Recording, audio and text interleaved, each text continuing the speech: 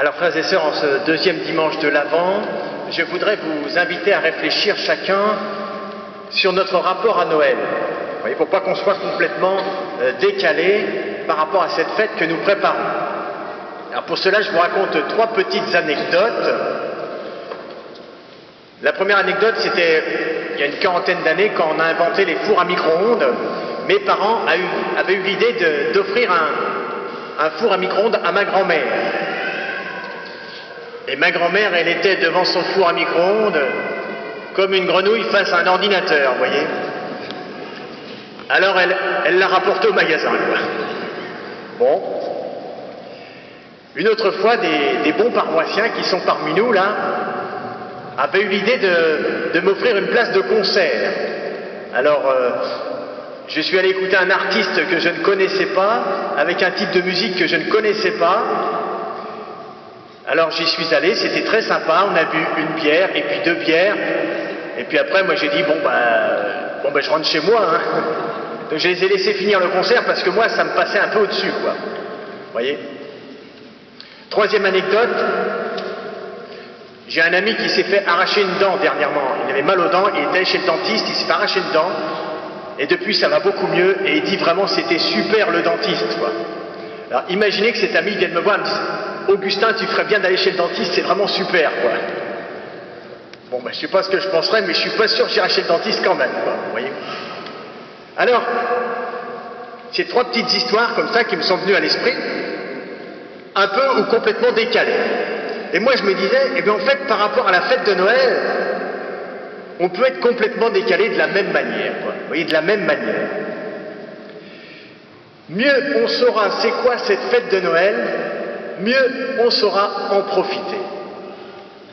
Alors voilà la question que nous devrions nous poser peut-être en ce début de l'Avent, on est encore un petit peu dans le début. Qu'est-ce qu'on attend de Noël pour ne pas passer à côté de la joie de Noël? Alors pour savoir, eh bien il faut aller, frères et sœurs, directement dans l'Évangile. L'Évangile, vous savez, c'est le livre de vie. Hein, c'est le livre où sont, je dirais, toutes les solutions à nos questions. Donc si vous avez des questions, vous lisez l'Évangile, le livre de vie. Vous voyez, c'est une époque, Saint Luc qui nous parle d'une... C'est Saint Matthieu d'ailleurs, non c'est lequel? C'est Saint Luc. Il nous parle d'une époque qui est semblable à la nôtre, hein, une situation politique comme la nôtre. Et alors il parle d'un prophète, le plus grand et le dernier des prophètes, et il dit ceci. Jean parcourait toute la région du Jourdain en proclamant un baptême de conversion pour le pardon des péchés.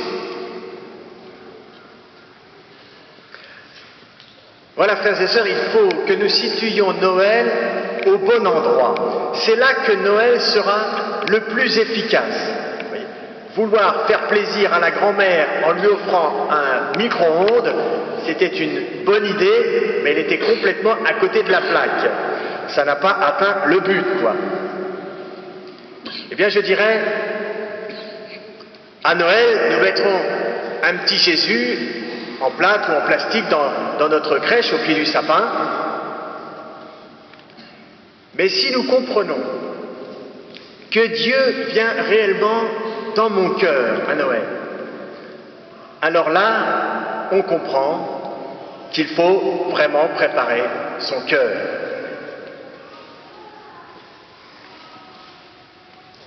Je pense que nous allons tous passer du temps pour préparer le sapin, la crèche. J'étais témoin des paroissiens qui ont fait la crèche de Nord. Ça a pris toute une matinée, c'était une dizaine de paroissiens, belle crèche. On va passer du temps pour faire les invitations pour le repas de Noël, préparer le repas, etc. Et tout ça, c'est très important, et on aura des cadeaux, et personnellement, j'espère aussi que j'aurai quelques cadeaux, etc. Bon, même les paroissiens peuvent m'en faire. Bon. Enfin, je dis ça, mais ça, c'est pas écrit dans l'homélie. Quand Saint Jean-Baptiste, il a dit de préparer la venue de Jésus, eh bien, figurez-vous qu'il n'a pas dit préparer un sapin, préparer des guirlandes. Saint Jean-Baptiste, il attire notre attention sur notre cœur, directement, sur notre cœur. Ce qui nous fait le plus nous-mêmes, ce qui fait là où on peut être le plus épanoui, c'est vraiment dans notre cœur, chacun de nous, quel que soit notre âge, les plus jeunes au premier rang et les plus sages derrière. C'est vraiment le cœur de chacun. Je dirais, préparer Noël au bon endroit, c'est d'abord préparer son cœur. Nous pouvons accueillir Jésus dans la crèche au pied du sapin, mais si nous l'accueillons dans la crèche de notre cœur, c'est là qu'il mettra la plus grande joie, frères et sœurs. Alors pour conclure, essayons d'être attentifs à l'invitation de Saint Jean-Baptiste. Encore une fois, l'Évangile, parole de vie. Faisons silence en nous-mêmes. Descendons, non pas dans notre tête, mais dans notre cœur. Sommes-nous pauvres et pécheurs, comme Saint Jean-Baptiste semble le laisser entendre? Il proclame un baptême pour le pardon des péchés. Frères et sœurs, si nous nous reconnaissons pauvres et pécheurs, alors nous pourrons accueillir un sauveur. Bien sûr, nous aimerions peut-être un sauveur qui sauve l'Ukraine, le Liban, la Syrie et la France. C'est un peu ce qu'attendait le peuple d'Israël il y a 2000 ans. Ils attendaient sans doute un chef de ce genre. Et c'est Jésus qui est venu. Bien sûr, nous aimerions un sauveur qui sauve nos familles de nos disputes, qui sauve nos maladies, nos malades de nos maladies, nos soucis, etc. Mais une fois encore, c'est Jésus qui est venu. Si nous attendons un chef politico-militaire ou si nous attendons un magicien, à Noël, nous serons déçus. C'est Jésus que l'Église annonce et que l'Église attend. Alors, qui est Jésus pour moi? Comment est-ce que je vais faire pour vraiment l'accueillir? Où est-ce que je vais vraiment accueillir Jésus? Voilà les questions réelles. Il n'est pas une belle idée qui est perchée dans les étoiles ou encore réservée pour les enfants, pas du tout. Pas du tout. Jésus veut me rencontrer au plus intime de moi-même. Est-ce que je suis prêt à la rencontre?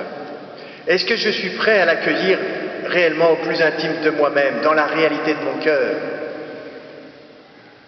Vous voyez, aux jeunes du collège lycée de Saint-Michel que nous avons accueillis vendredi pour un temps pour préparer l'Avent, nous leur avons donné 3 axes à vivre pendant ce temps de l'Avent. Alors je vous les partage aussi, très simplement. Un premier axe, ça serait de dire, essayez d'avoir une bienveillance, une bonne action comme les scouts, une bonne action quotidienne. Ouvrez vos yeux sur les autres et voyez où vous pouvez faire un petit peu de bien.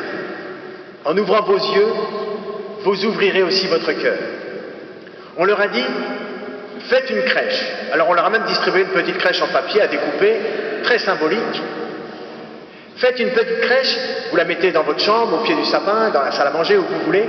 Elle vous rappellera que vous êtes vraiment en attente. Et puis 3e axe, on leur a dit, priez chaque jour, faites une petite prière chaque jour.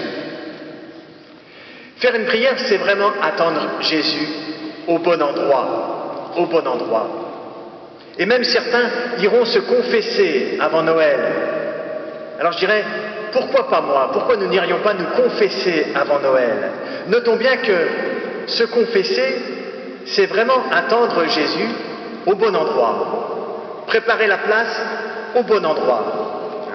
Beaucoup de chrétiens vivent, entre parenthèses, je rajoute cette petite parenthèse, beaucoup de chrétiens vivent leur religion comme une relation à Dieu dans leur tête. Mais c'est pas du tout là que se passe la religion chrétienne. La religion chrétienne, elle se passe dans le cœur. C'est une rencontre du Seigneur au plus intime de notre cœur. Alors je conclus vraiment cette fois-ci. Si à Noël, j'attends des guirlandes, j'aurai la joie des guirlandes. Et c'est la magie de Noël. Sauf qu'un jour, les guirlandes, elles s'éteignent et la magie s'éteint avec. C'est une joie passagère. Si à Noël, j'attends une belle rencontre de famille, eh bien j'aurai la joie d'une belle rencontre de famille et c'est super. Mes frères et sœurs, si à Noël, je me prépare pour recevoir en mon cœur l'enfant Dieu Jésus, j'aurai alors un cadeau qui vient de Dieu. Un cadeau à la dimension de Dieu. Une joie durable et profonde m'habitera. Une joie faite pour l'éternité. Bonne préparation de Noël à chacun, au meilleur endroit. Amen.